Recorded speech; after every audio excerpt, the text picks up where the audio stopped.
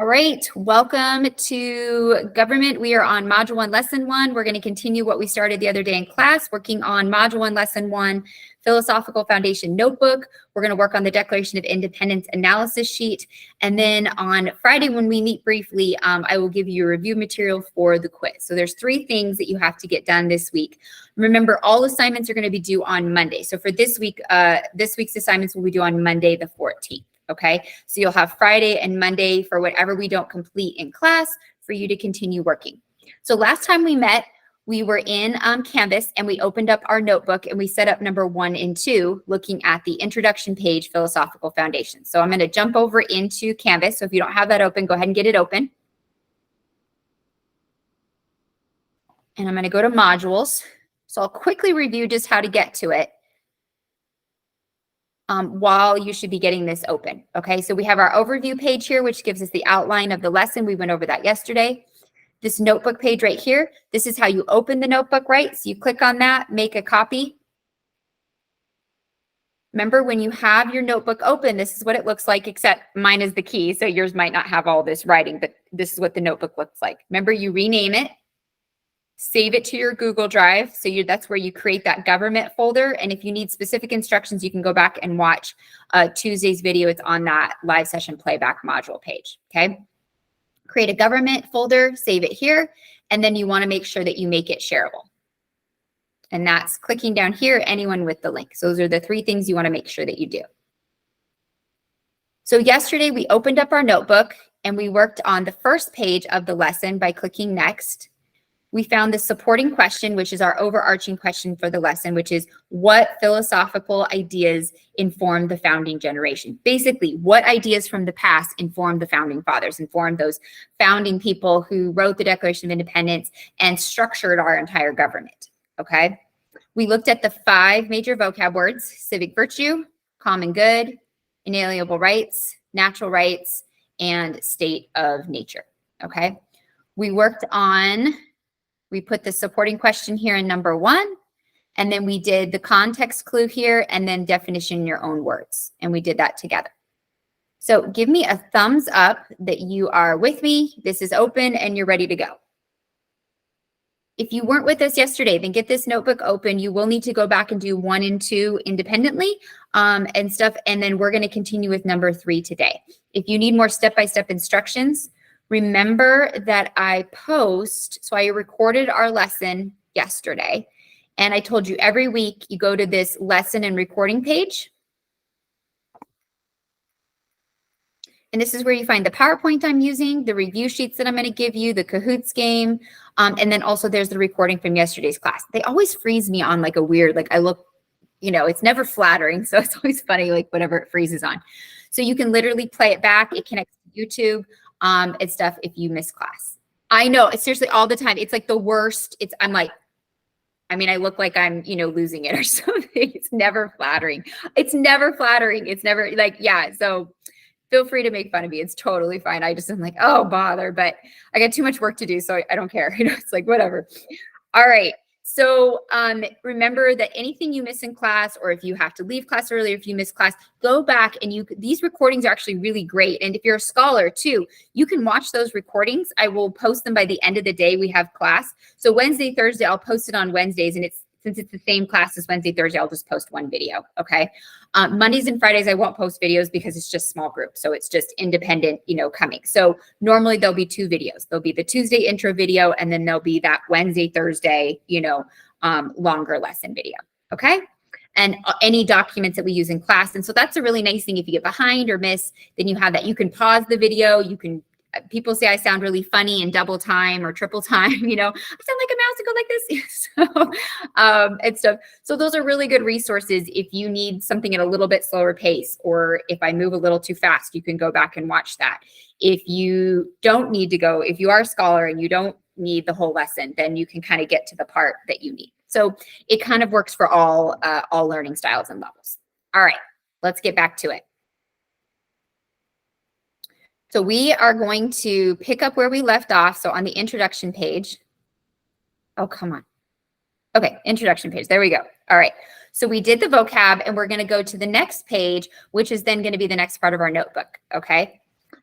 So the United States government has shaped various factors, including policies, institutions, founding documents.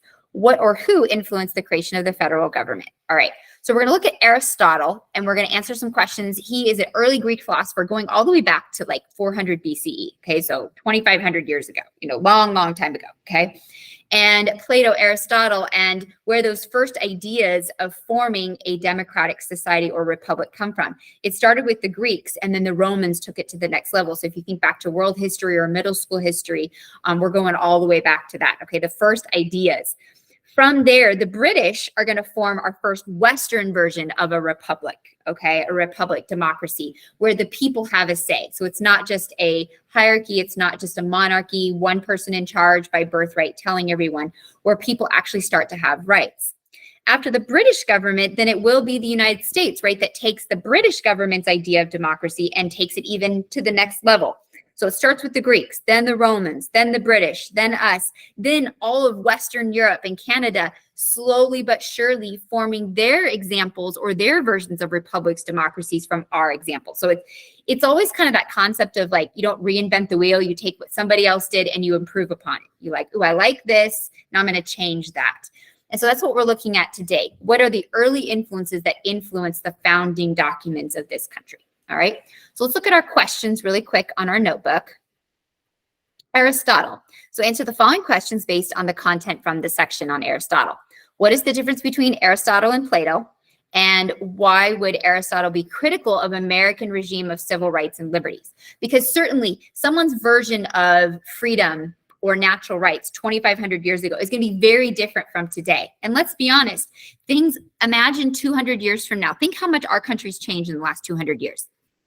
It's been flipped upside down. I mean, it has, and for the good. I'm not saying we should go back to that, but I'm saying think how much the norms of society, what was considered normal, who had rights, how we treated people, how laws have changed in the last 200 years, 100 years, 60, 70 years. Okay, so think how different it might be in another 100 years. They're going to look back at us and be like, wow, you guys were so old school. You guys were not progressive at all. We think we're very progressive today. Who knows what history will say about us in 100 years? Those idiots, oh my gosh, we do it so much better today. What were they thinking? Just like we say about people of the past, right? Like, how could they do that? How could that?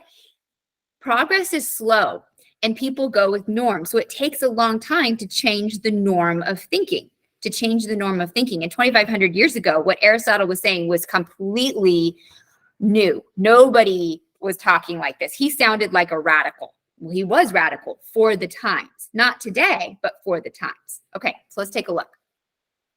And we'll answer those two questions and we'll keep going. So Aristotle, he's a Greek philosopher. He was a student of Plato. So there was three major philosophers, and he was the teacher of, so there was Socrates, Plato, and then Aristotle.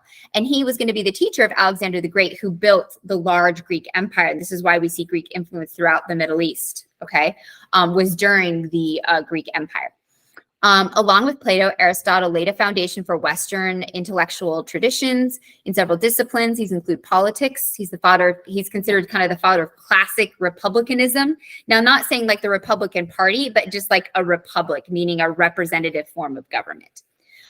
Plato was a mathematician who used dialogue, and Aristotle was a scientist and historian who employed history to basically analyze current governments and situations.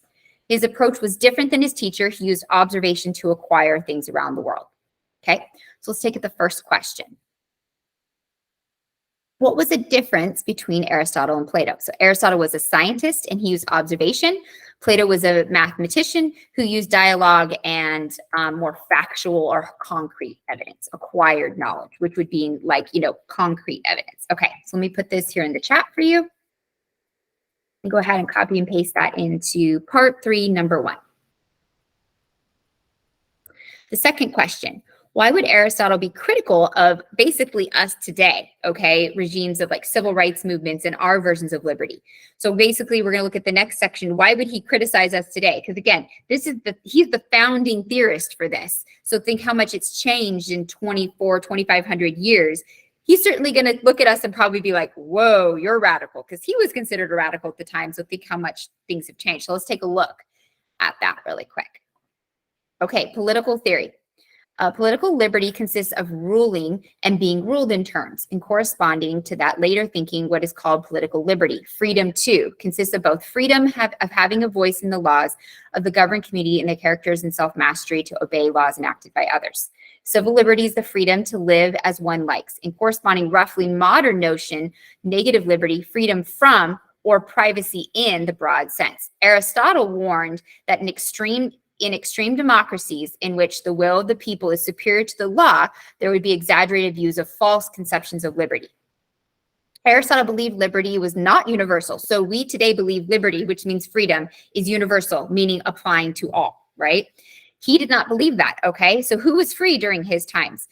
Given Aristotle's theory of natural slavery, thus liberty was only for the non-slaves. So like I mentioned yesterday, slavery was very common practice in really all parts of the world throughout history, but certainly throughout the Middle East, Eastern Europe, the Mediterranean, okay? It was not uncommon. You went to war, you captured enemies, and you enslaved them, all right? And some of these were far-off enemies. Many of these were your neighbors, you know, people in the next region, the next valley, okay, your enemy, and stuff. So slavery was very common practice and accepted at the time. So therefore, his interpretation of liberty is going to be different than ours, right? We've progressed through a time now where we do not condone slavery. We say it's wrong. We've outlawed it. You know, we've done everything to prevent it. There are certain parts of the world where slavery does still exist. So definitely one of the disagreements is who is considered free, right? Who does liberty apply to?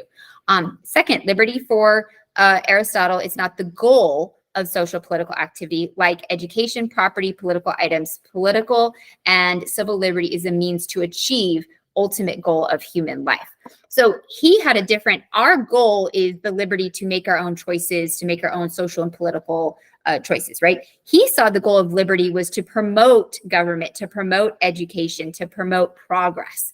So he also saw a different intent with the liberty. So therefore, why he valued it.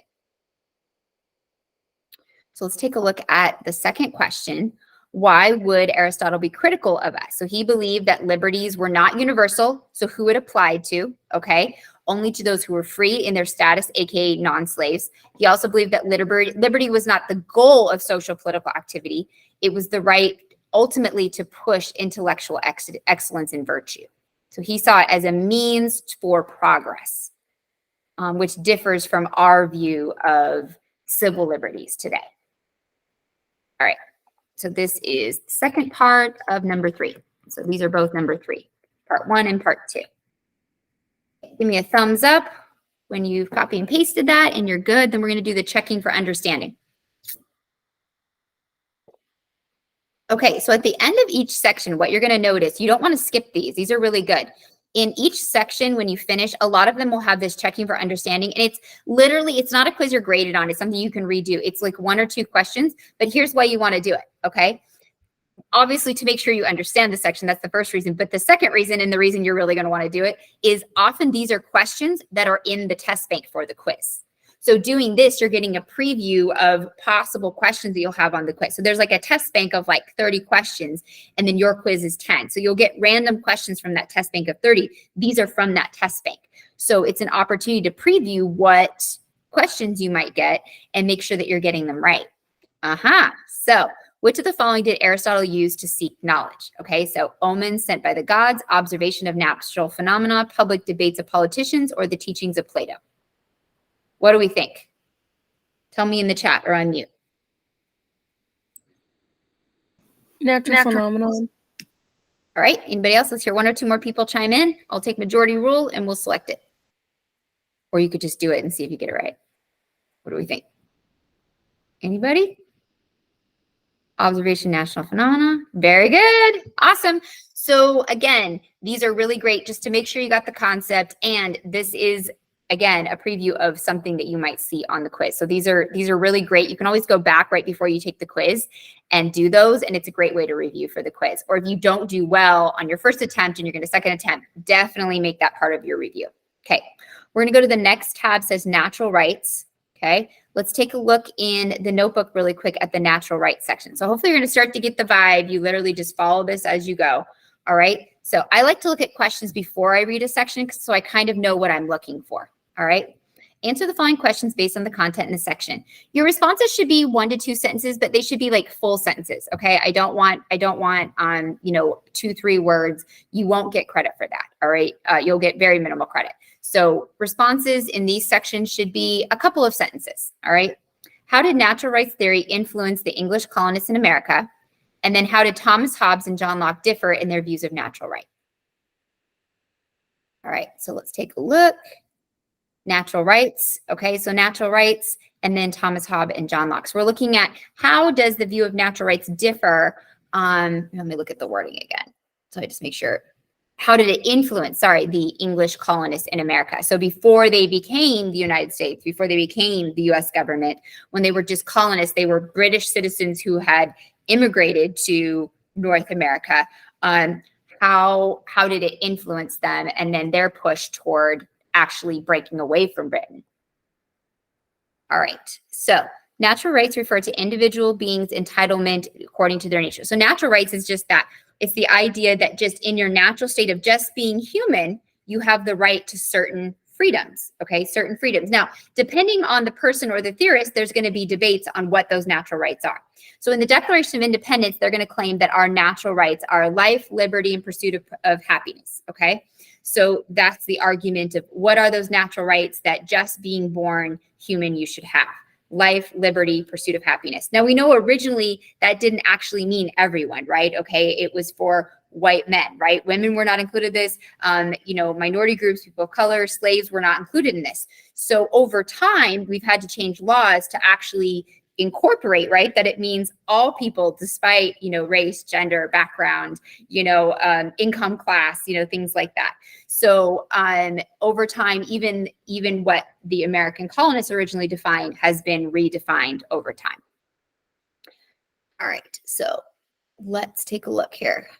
Okay, so this belief that all people are equal and have a right to everything and are in competition because there's no government for security would motivate individuals to form an agreement through their own consent of help to defend each other.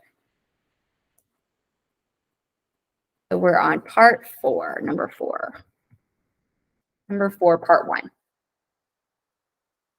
How did Thomas Hobbes and John Locke differ in their view of natural rights? So again, a lot of times theories are not universal. People will have different opinions on them. So Thomas Hobbes, during the Enlightenment movement, Thomas Hobbes and John Locke were some of these enlightened thinkers. So if you think back to world history and you talked about enlightened thinkers in Europe, they're going to be in the late 1600s, early 1700s. And it was these enlightened thinkers. Before we often see political change, we see social movements, okay? And it's true today. It was true back then. The Enlightenment movement was a social movement of theorists and elite intellectuals who are educated sitting around and talking about critiquing the government and saying we should do it differently. And then now, when you say we should do it differently, what does that mean, right? You're going to have 100 different opinions. Welcome to all the different philosophies, okay, of how government should run. Everybody agrees we need a government. Like somebody has to be in charge. Otherwise, it's anarchy, it's chaos, okay? But how do we do that? That's where then, right, you're going to see a lot of differing opinions. Welcome to political parties, right? Everyone pretty much agrees. Like somebody's got to be in charge. We need to have some law and order. We need to have somebody in charge. We need to make sure things are getting done and basic needs are being met. To what extent and how it's done, political differences, right? How it should be done, who should do it, to what extent, and stuff. And so Thomas Hobbes and John Locke were doing the same thing. So let's look at these really quick. We'll do the checking for understanding. Then I have a quick video that does a really good job of kind of summarizing this. In Thomas Hobbes' description of the state of nature, although people are equal and have the right to everything, that right provides no security from all people, also unrestrained competition for things. The result is conflict. So he saw that natural rights, if it's just out for the individual, that it would create conflict, okay? So he believed that we should have certain rights, but that he believed that it entailed political communities in which they could defend themselves. John Locke was a little bit more broad, and we definitely see our government modeled more after John Locke's theory, okay? Rights must be protected not only from infringement, but also from the government. So Thomas Hobbes saw natural rights as something that works with the government. John Locke says, no, the natural rights are to protect us from the government. We have natural rights to life, liberty, freedom. So like the Bill of Rights, freedom of speech, freedom of religion, freedom of the press, freedom of protest, things like that. That often is protecting us from the government overstepping or censoring us, okay? That government has a tendency toward tyranny and violating natural rights. And that's where the colonists really pulled from. They felt that the British government was violating their natural rights, hence why they rebelled, hence why they broke away from Britain and wrote the Declaration of Independence. So let's take a look at the second question, okay? So how do they differ? So Hobbes felt that the resulting from the state conflict from the state of nature would promote people to establish political communities. Locke saw that natural rights were to protect us from the government infringing on our rights. So basically, Hobbes says, oh, the government will protect us. And John Locke says, no, we need protection from the government. So they both believe in natural rights, but in what capacity? Okay, in what capacity they do. Yes, go ahead. You have a question? So basically, one stood with the government and the other basically wanted to stand for himself. Yeah, Thomas Hobbes didn't see the government as a threat. If the government was elected by the people, then the government wouldn't be a threat. John Locke argued, no, the government, even elected by the people, is always going to be a threat because people in power will always seek more power. Does that make sense? So both supported a government by the people. Hobbes, though, saw the government as protection to protect the people. John Locke says, no, the government is of people and people naturally want more power, so will overstep. Does that kind of make sense? Hopefully. And stuff. So, and the video will help a little bit. Okay, so let's do the checking for understanding. All right, what are natural rights? So rights that stem from humanity's place in nature in the natural world, rights asserted by an individual, rights protected by like-minded groups, or rights granted or promised by a government. So what are natural rights? So right here in the first sentence, natural rights refer to individual beings entitled to according to nature. So it's going to be this one, right? Okay, and then there's going to be a second one. According to John Locke, what is the core purpose of government? Okay, to protect people from one another, to take care of people and make sure that they are prosperous and happy, to guide society and determine or to protect people's natural rights. Okay, so let's see. John Locke's account, protect us against the infringement of individuals, and also government has a tendency toward jealousy. Thus, the power of government ought to strictly be limited to natural rights of citizens. This theory of individuals and government was held true. It also formed the basic breakup. So what do we think? Let's hear some votes on this one. I can't do it all myself. Okay, you think A? All right, you can just put them in the chat, folks. Oh, okay. I was going to go with A or D. Okay. Let's hear one more guess. What are we thinking? Protect people's natural rights. All right. So I'm hearing a few people, A or D. Let's see what we got. It's correct. Okay, so it was D, to protect people's natural rights. It's okay if you got it wrong. Okay, this is about learning it, clarifying it. Sometimes the verbiage, it can be these old documents. Even I struggle with it sometimes. It's like, oh, what do they mean by that? And stuff. Okay, so let's pause for just a minute. I want to show you a quick 5-minute video that just does a really good overview of talking about these early enlightened thinkers and how it's going to influence the colonists. And then we're going to continue with the life, liberty, and property. So how they took those natural rights and we define them a little bit more. Okay, I have the right to live. What does that mean? That's very open-ended. So life, liberty, and pursuit of property is where we're going to start to get more clear, and then where the founding fathers, particularly Thomas Jefferson, in writing of the Declaration of Independence, will borrow from John Locke, okay, or be influenced by. I even say go to the extent of saying plagiarize, all right? So here we go. Let me pull up the video. Oops. Okay, 1 second here. Let me get the video.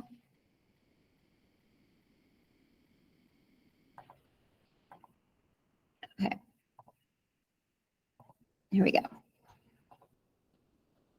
Hey, we got some throwbacks, we got some brand new tracks, we got some killer remixes. How powerful is Cox Fiber? So powerful that one day you'll be able to transform the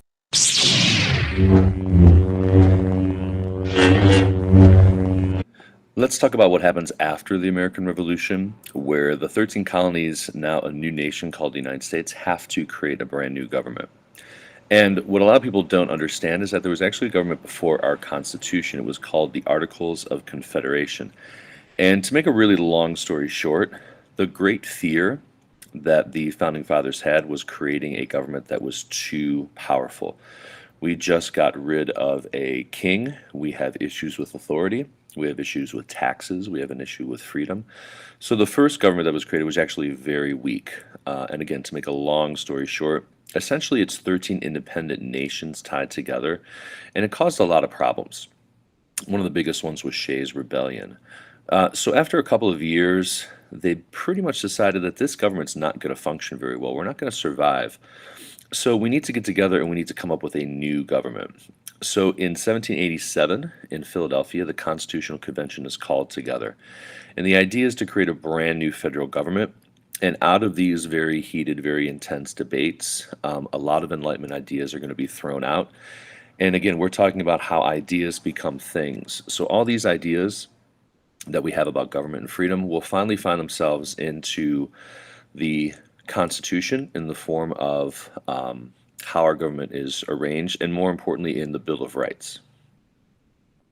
So let's break down very simply the Constitution and look at how Enlightenment ideas actually made their way into our government.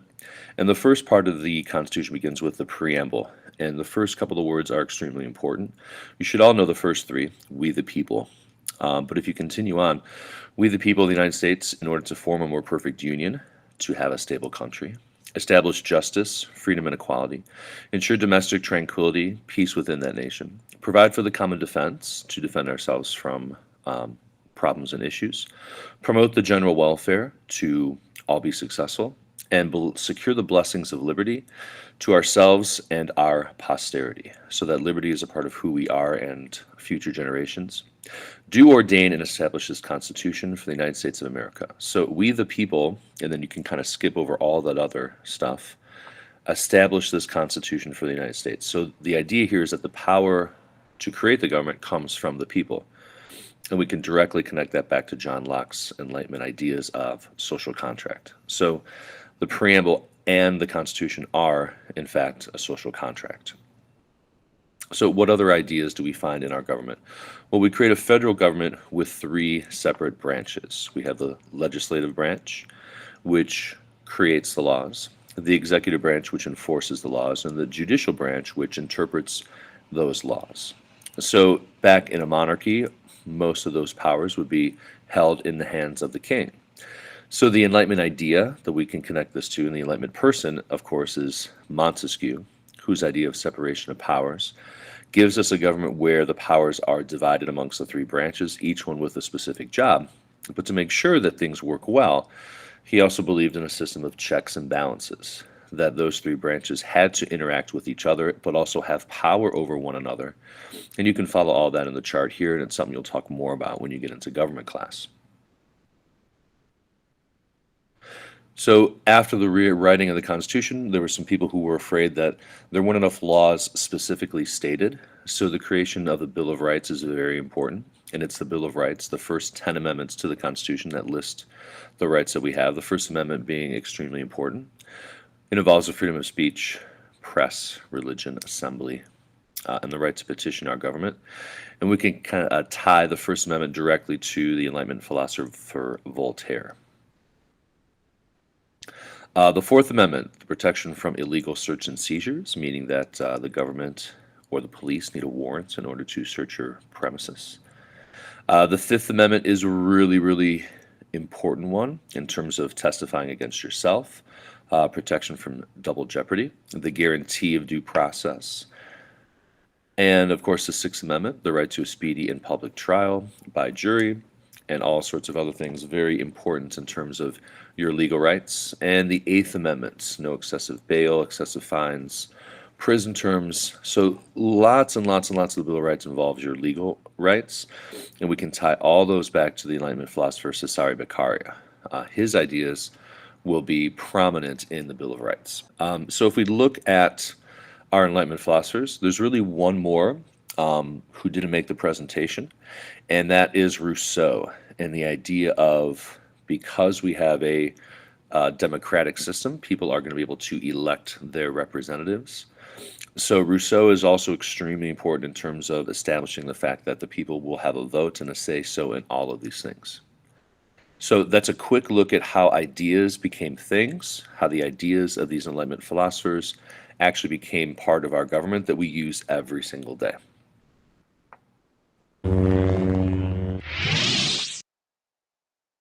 I have always had the support from Pima Medical.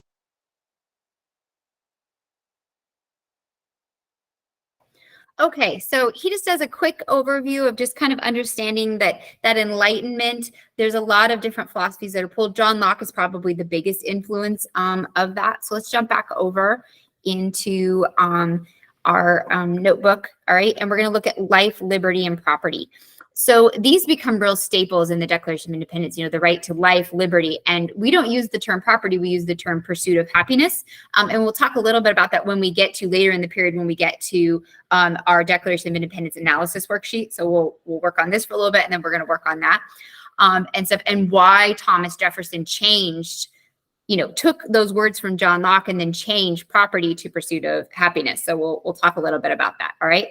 So John Locke goes a little bit further into saying we don't just have natural rights. Here's what that means, because these were things that a lot of people in Western Europe didn't have at the time.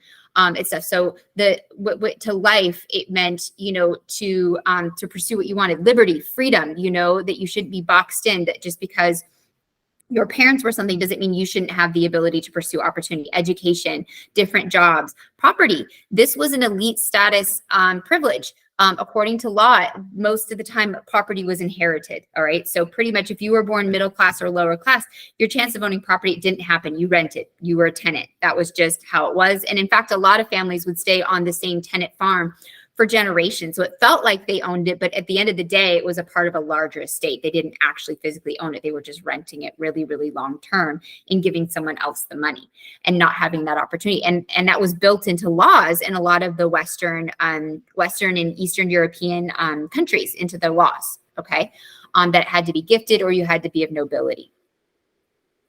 So, all right, let's take a look at the questions, okay? So it says, answer the following questions based on the content. According to John Locke, what were the inalienable rights? So all humans, according to John Locke, had the virtue of humanity as creatures of God, possesses natural rights that cannot be renounced even by consent, okay? So these rights are life, liberty, property. So his argument that was just being human, being a creation, he used religion as a part of his argument, that we have the right to life, liberty, and property. And this was very specific to the time when, again, a lot of laws and things limited people in the middle, lower classes from these rights.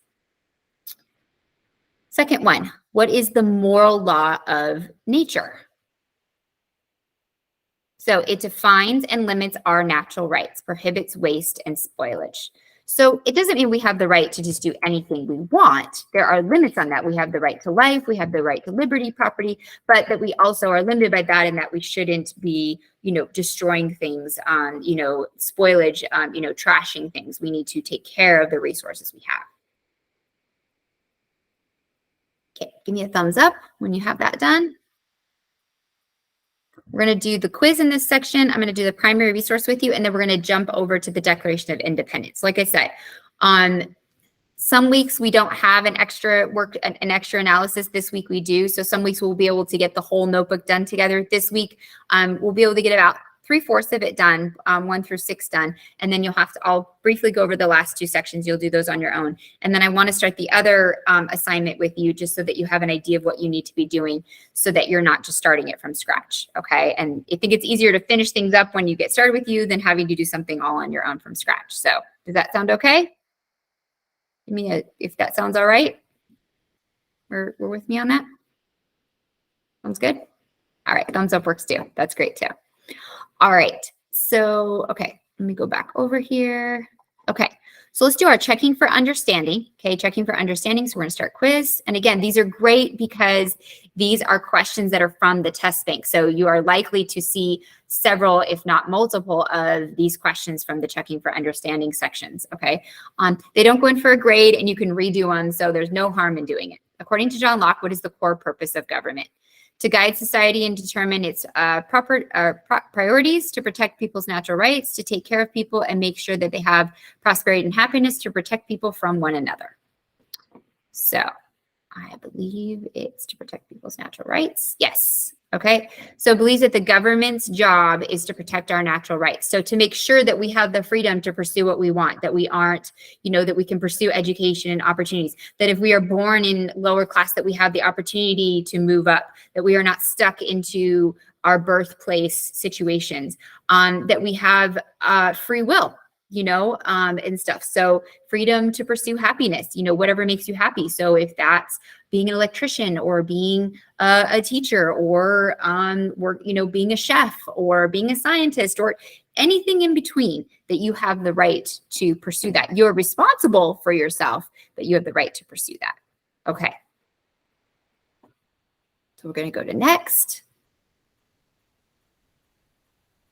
Just taking a minute to load. There we go. Okay, so this is the primary resource section. So these will be common in your notebook. So if we look at our notebook, okay, it's going to be primary resource analysis. So as you read the primary resource, you're going to complete basically the chart. So we're going to need to do the title and description of the document. What's the key concept? Anything that's unique about it? Any new vocab? Now there's 3, what is it about? You do not want to delete these. You're going to fill out all 3. And the goal is to, if it's a page, then maybe you summarize different sections of it, okay? So it is on purpose that there's 3 parts of what is this about. And then bring it all together. That is kind of, again, overall, okay? So what is this about? This is maybe some specific detail throughout, kind of giving little synopsis. And then to bring it all together is, more overarching summative, okay? Does that make sense? All right, so let's look at our primary source. So our primary source is the Magna Carta. So I'll give you some background. The Magna Carta was written in Britain, and it's actually the very first version of a constitution. The Magna Carta is actually really cool. It was written in 1215 because there was a monarch, King John, who was just out of control. All right, out of control, doing whatever he wanted to do, raising taxes. If you didn't do what he wanted, he'd just put you in prison. People are like, how long is he going to be in prison? You're like, I don't know, till I feel like it. So this was actually the nobles and lords of the time in England coming together and writing this document and basically threatened the king's life and said, you will sign this, that you are also subject to law. Because before this, law was just whatever I decided. Today, the sky is blue, okay? Law, the sky is blue. Tomorrow, the sky is purple. Oh, we don't say blue anymore, we say purple. It was just on the whim of the monarch. And so the Magna Carta was a way for the first time to actually write down laws and actually say, no, even the king has to follow these laws. He can't just change those laws.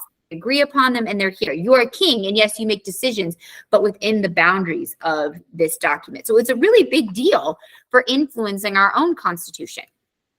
All right, so here, few, if any, documents have been important in the development, have been more important in the development of the English U.S. Constitution is the Magna Carta. Okay, so it was like the first version of this.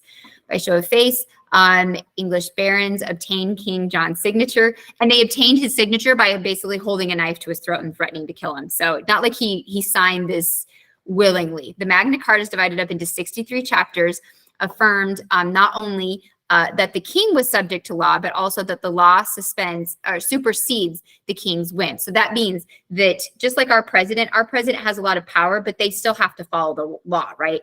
President Biden can't just go steal because he's president. He can't just go, he still has to follow the law, and he can't supersede the law, meaning he can't say, well, because I'm president now, I can steal. You can't steal, but I can't. So he has to follow the law, and he cannot overrule the law. So that's what it means. And that was a really big deal to do that. So it goes into John, by the grace of God of England, Lord of Ireland, Normandy, on and on, coming together, offers greeting. Know that before God and for the health of our social and other ancestors and heirs, to honor God and the exalted of the Holy Church and better order of our kingdoms, to advise, so on and on and on. So they're basically saying, first, we will be, that we have granted to God, and by this present chapter have confirmed to us and their heirs, that the English church shall be free. So this was a big thing, clarifying freedom of religion, and that the church had freedom from the king.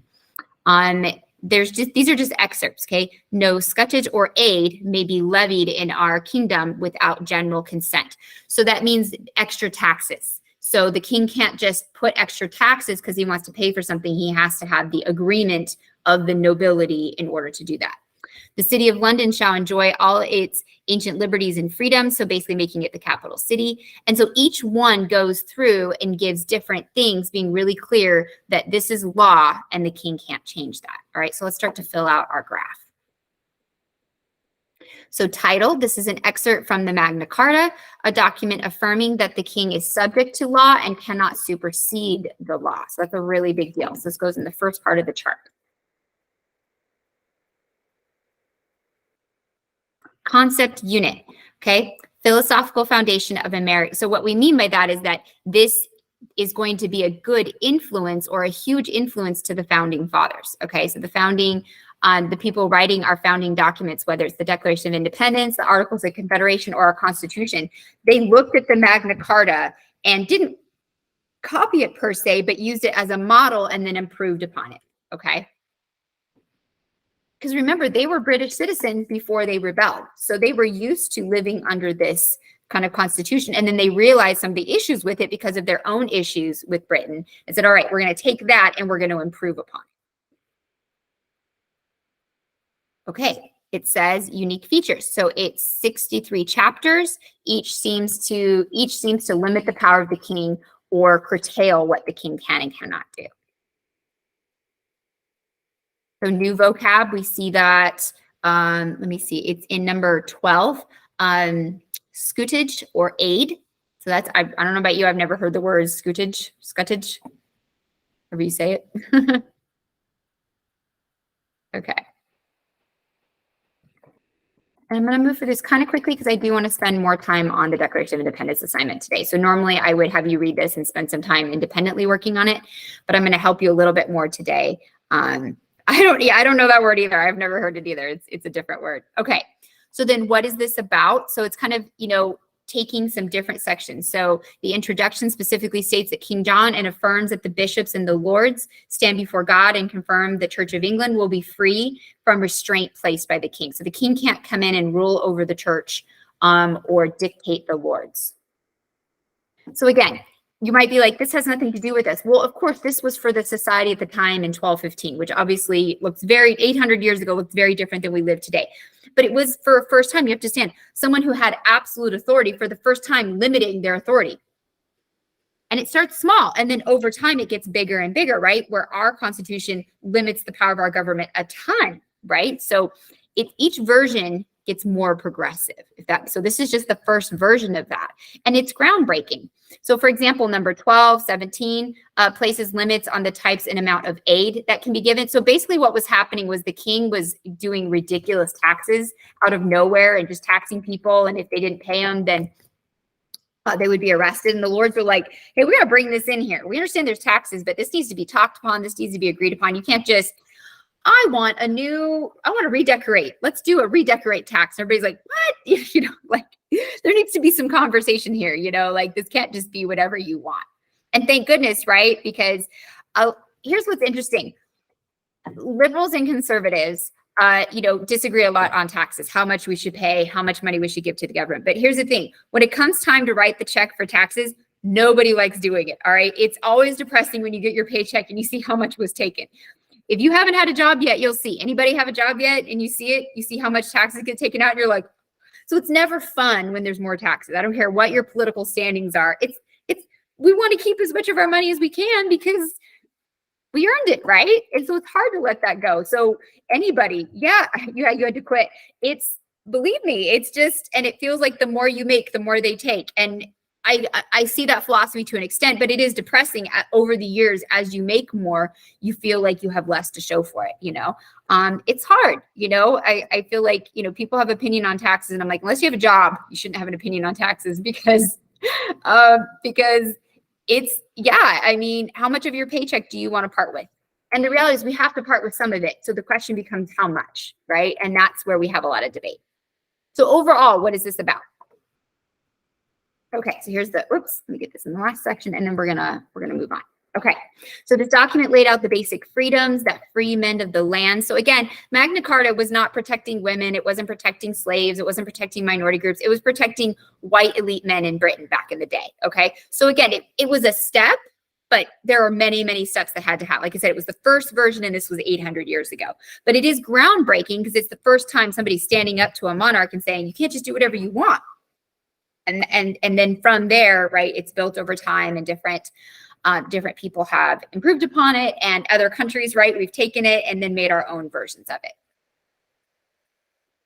So the reason we admire the Magna Carta is because it's the original, all right? Not because it's perfect, but because it's the original. Okay, so there's the Magna Carta, okay? We did through section 2. So there's 2 more sections you have to do. So if you're in, I'm going to go over this really quick, and then I want to introduce the other assignment and try to get some of that done. So we have about 25 minutes left, all right? There's a journal section and conclusion section. So there's a journal and then kind of bringing it all together. So what you do is once you're done with that, okay, read through. Here's kind of the summary of, you know, the Magna Carta, how it impacted. It ended absolute monarchy, meaning total power. So you had a monarch who had to work with the Constitution or within the rules of law, and then how this led to constitutional law, okay? So the question is, how does the rule of law apply today? So the last 2 sections are kind of taking this and pulling it together, all right? How does the rule of law apply today? So in this journal section, okay, it says 1 or 2 paragraphs. I'm fine with 1 paragraph, okay? So paragraph to me is 5 sentences. So you can write 5 sentences about how does the rule of law apply today, okay? So what that means is, you know, the rule of law is the government has to follow laws, our congressmen, everything. The Constitution is one big set of laws. That's what the Constitution is. And every single branch, the president, the Congress, and our judicial branch all have to follow those laws. They are not over the laws are over them. The laws dictate every part of us and in turn protect us from the president, Congress, or the judicial branch overstepping too far. It protects us from when we might get someone that has alternate ideas from going too far with those ideas or making too many changes that might actually in the end hurt our society.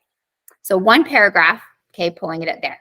And then number 8, think about what you already know about to answer this question. What philosophical ideas informed the founding generations? Okay, so if you want, you can look back at the Declaration of Independence and doing this other project that we're going to work on, or this other worksheet that we're going to work on. You can look at the Constitution. You can look at the natural rights like John Locke, and what things do you recognize or what things stand out to you? Okay, 1 paragraph minimum. All right, so each of these 1 paragraph, 5 sentences each, and that will wrap up your notebook. Any questions on that before we move ahead? If you need additional help on Monday, that's what small group is for. So if you're stuck, if you're having a hard time, then that's when you can come and you can get some additional help.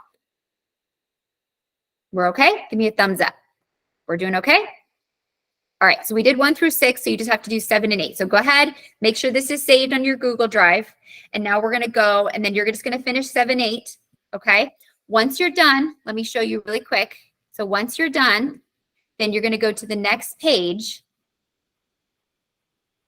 There's a review section really quick for the vocab. So you'll start this quiz, and it's just a checking for understanding with the vocab words, okay? And making sure you have that. And again, then that supporting question that you'll round up. Then this is where you submit it, okay? So you submit your notebook, and then this gives you the breakdown. So supporting question number 1, number 2, and it tells you how many points for each section, okay? So those last 2 sections are worth quite a bit. The journal's worth 20 points, and the supporting question's worth 30 out of 92. So make sure you don't leave those blank, because that's 1/3 of the points right there, all right? So we did through the primary source, so we did about 62 points together. So those should be 100% because we did them together, and you just have to do the last 2. But if you're ever questioning how it's going to be scored, I literally use this rubrics to score. Okay, so you submit it there. Now we're going to go to the next page, and then this is where we're going to see our Declaration of Independence analysis assignment. Okay, so instructions. Students will read the Declaration of Independence, all right, written by Thomas Jefferson with input from Benjamin Franklin, John Adams, Robert Livingston, and Roger Sherman. Okay, you're going to click on the above document. And then we're going to make a copy of the worksheet, and we're going to answer questions from the worksheet using the Declaration of Independence. So let's do this real quick. All right. So let's open the worksheet. Just like we did your notebook, you're going to make a copy. So you should be doing this with me. I got 20 minutes left. So we're going to get as much of this done as we can. to get you started, and then you'll complete the rest on your own. Okay. We're going to rename it. So you can get rid of copy of, you can put your name if you want, or just make it AG. That's American Government Module 1. That's DOI is Declaration of Independence. Okay. We're going to save it on our Google Drive. So find your government folder and add it there. If you didn't already, then make that government folder. Or if you have it, then select your government folder and move it here. And then make it shareable. Anyone with the link. And done.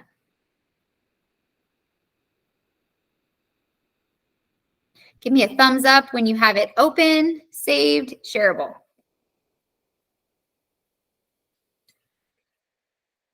Don't try to finish the notebook right now. Finish that tomorrow or finish that on Friday, Monday in your independent time, okay?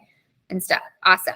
All right. So don't work on that now. Work on this with me so that you know how to do this, because both of these, we won't be able to get them all done, but we can at least get part of them done. All right. So you're not having to do all of it independently. Okay. Now we're going to go back. We're going to open up the Declaration of Independence. So the Declaration of Independence is literally a breakup letter. It's a letter from Thomas Jefferson with influence from those half a dozen other men, writing a letter to the King of England, okay, and saying, you did all these different things. We tried to be good citizens, and you have violated our natural rights, our rights to life, liberty, and pursuit of happiness. And because of that, we are breaking up with you, basically declaring war, okay? It was what they did. Not only do they break up, this is all a list of the things that they say that the King George has done. All right, look at that list. Can you imagine if your partner breaks up with you and they write you a letter and they give you a list of 1, 2, 3, 4, 5, 6, 7, 8, 20 some, 30 some different things? It's gonna hurt your ego, right? That's really what this is. Okay, I want to show you a quick video. It's a great music video to a song you'll recognize, and then we'll start working this out. Okay, so skim this document, but I have a great video to show you. Basically, this is the best breakup letter in history. All right, it's really what it is. Here we go.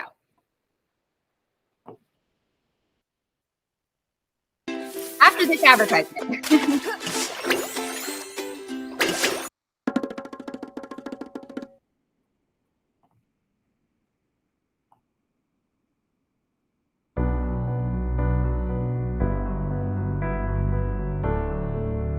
They do a great job with they rewrote the song, Declaration of Independence, why this happened. It's great. You recognize the song? Halfway across the globe and we're standing on the ground.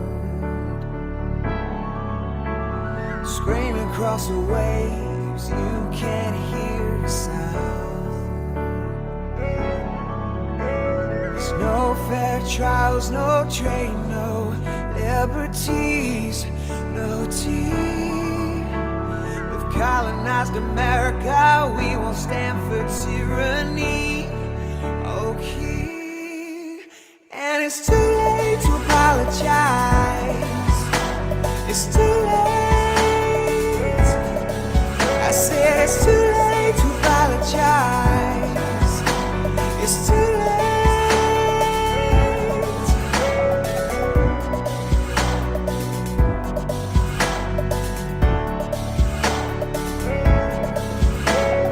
Paid your foolish tax, read the acts, and they just won't do. We wanna make it clear we believe this much is true. All men were created with certain unalienable rights. Among these are life, liberty, and the pursuit of happiness. It's too late to apologize. It's too late. I said it's too late to apologize. It's too late.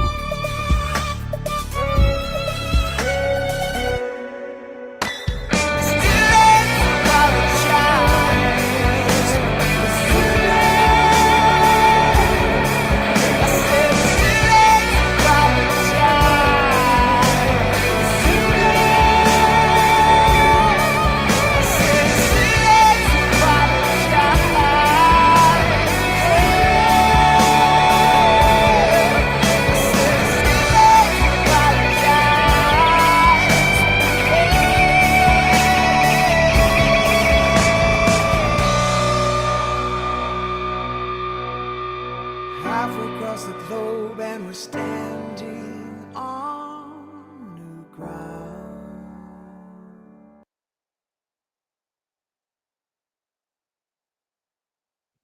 Hard not to get into it, right? I bet they're banding, right? It's like, it's hard not to get into it. Like, you feel it. You're like, yeah, like, we tried and we did this and we did this and you violated and we're done. I thought they cast King George pretty good in for the, the one to cut, kind of and stuff.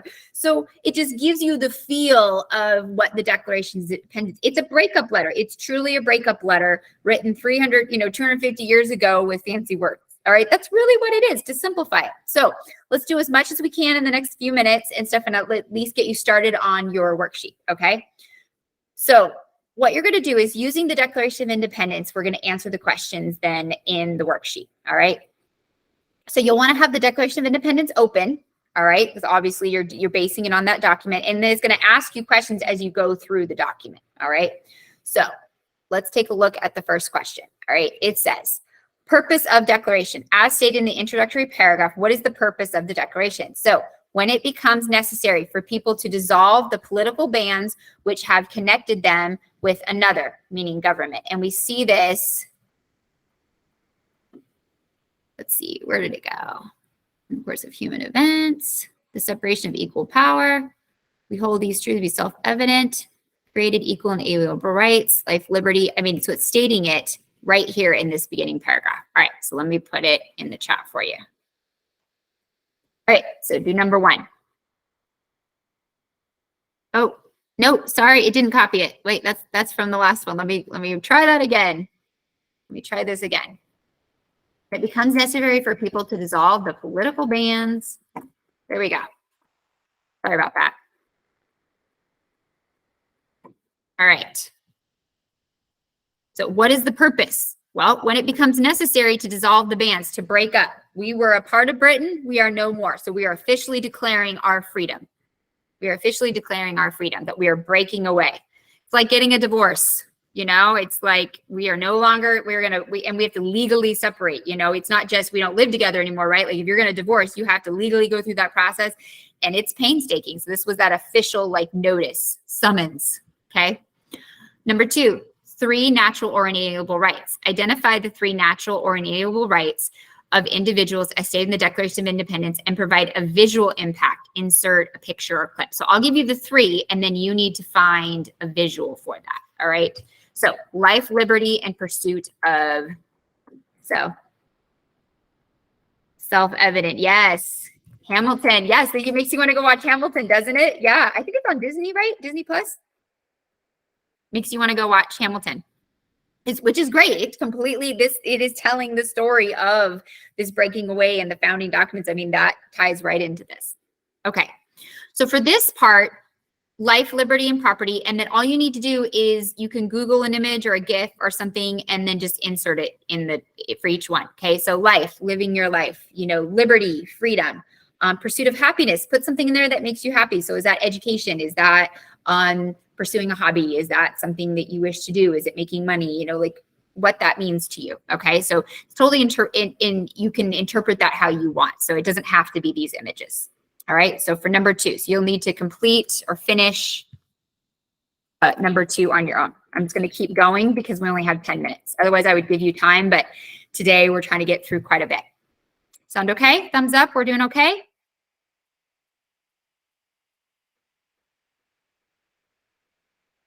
Awesome. And I am recording this, so I will post this by the end of the day. So if you need to go back and watch anything, you can do that.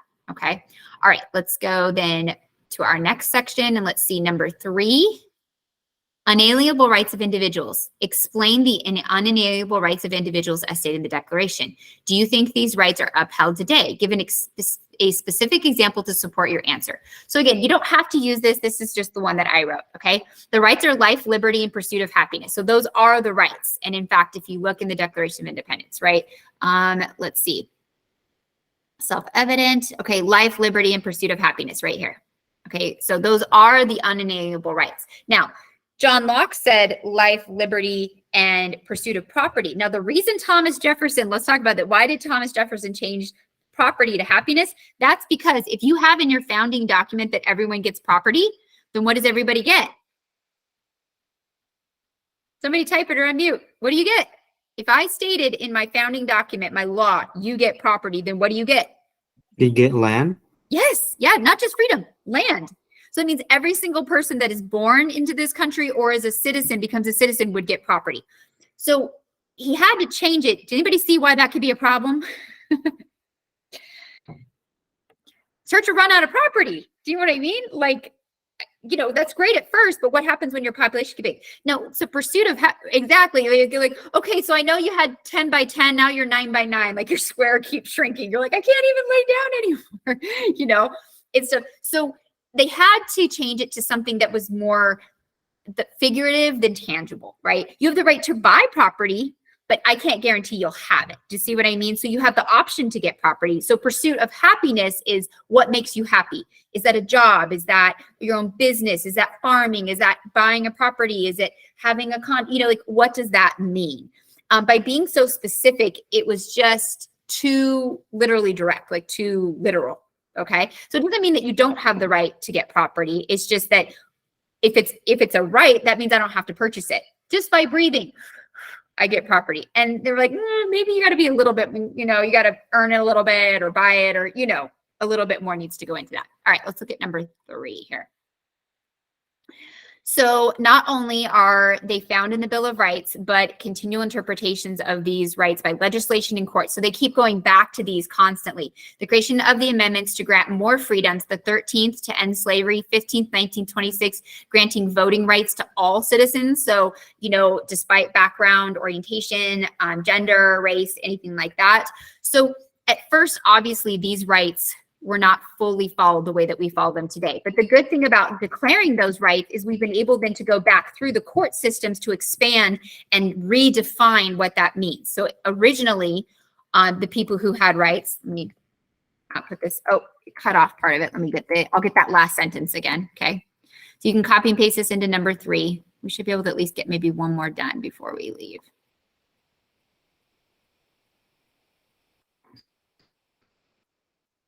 So the good thing about the way our country was set up is that, yes, we have these laws. A lot of them, though, are very general or open. And originally, right, this freedom only really applied to white elite men. Okay. And so over time, we've had to expand that with different amendments to the Constitution. Again, updating. An amendment is a change. It's an update to the interpretation of the law. So to end slavery. So now people who were in slavery now are considered citizens and have these rights that all, that, you know, not just men, but also women, you know, so like more inclusive of all people, you know, so despite gender, despite race, despite background, you know, despite these different things, you know, if you're an immigrant or if you're born here, you know, obviously a lot of these kick in when you're 18. You know, so they are constantly adjusting them, but at least they were there in a platform to be reinterpreted or to be updated, you know, going all the way back to, you know, the Magna Carta. All right, let's take a look at number 4. Where do governments derive their power? According to the Declaration of Independence, where do governments derive their power? Is it still the same in modern times? So according to the Declaration, governments get their power from the consent of the people that are governing them. So the founding fathers, Thomas Jefferson and Benjamin Franklin, and all these different, you know, James Madison, Hamilton, all that stuff, were basically saying, hey, we're supposed to have these rights in Britain, but we're being denied that. You, the king, are overstepping the Constitution of Britain and not guaranteeing us our rights. We're supposed to give consent to the government, and you're not doing that by overtaxing us, by search and seizure, housing, quartering of soldiers. British soldiers literally could just knock on your door and come stay. Can you imagine, like, if troops, like any of you have an extra bedroom in your house, or maybe you don't, soldiers show up and you got to give up your bedroom for them? I don't know about you. I wouldn't be very happy about that. Yeah, exactly. You're like, no. You're like, Mom, put down a couple more plates for dinner. Like, that's what they were doing. And the colonists were saying, you're overstepping. You're going way too far. Now, after the French and Indian War, the problem is that there was a lot of debt due to the war. Yes, the British won, they beat the French, and they were able to expand their territory, but that debt from the war is very expensive. There's almost always debt after war. They were putting those taxes on the colonists alone, and yet the taxes, they weren't able to vote on them. So remember that no taxation without representation. This is all a part of that. They're like, you're doing all this stuff and you're not allowed to tax us without our consent. So it's not that they were rebelling against being ruled. They were saying that the government was overstepping. King George was overstepping. In the same way, if the government was to come in and arrest me because I said, I don't like the president. Is it nice to say you don't like the president? No. Is that very patriotic? No. But if the government arrests you for saying you don't like the president, whoever that is at the time, and stuff like that, that's an overstepping of the government, trying to suppress freedom of speech. And that's exactly what the British government was doing. All right, let's do number 5, and then we'll wrap up. According to the Declaration, whenever a form of government becomes destructive to those ends, it is the right of the people to do what? It is the right of the people to alter, abolish it, or institute a new government. So this is why we have amendments to the Constitution. The amendments to the Constitution are meant to, say, hey, this isn't working anymore, or this is causing oppression to this group or these people, or this isn't working and we need to rewrite it. We need to alter it. We need to amend it, or we need to get rid of that law. So obviously our country was founded with slavery. We've gotten rid of slavery. This country was founded with certain things that over time we have worked to abolish, and are working to. It's an unending process. You're never really done. Think of it in your own life. You're never really done growing, right? You're never really done self-improving. So see the government system as that as well. It's just very slow and tedious. Very slow and tedious. All right. So what you're going to do, okay, we've gotten about half of this done, all right, is you're going to work through 6, 7, 8, 9, and 10. 10, you're literally just going to write your version of a breakup letter. Okay, your version of a breakup letter. And it can be one paragraph, all right? It can be one paragraph. It can be totally layman's terms. That's fine.